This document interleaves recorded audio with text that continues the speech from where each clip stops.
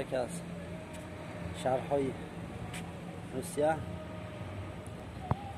اگر خطا نکنم میدونیم دارد، مرکزش در پیش قبر عسکری نامعلوم.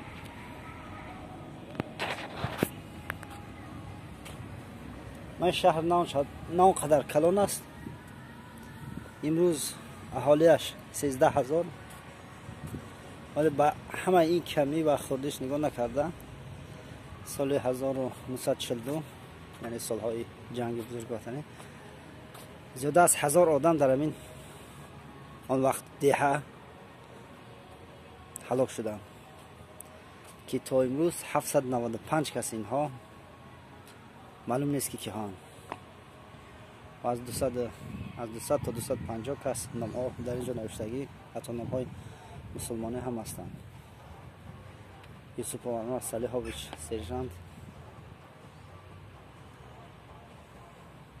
شراپوف پاول، یونس مطلی،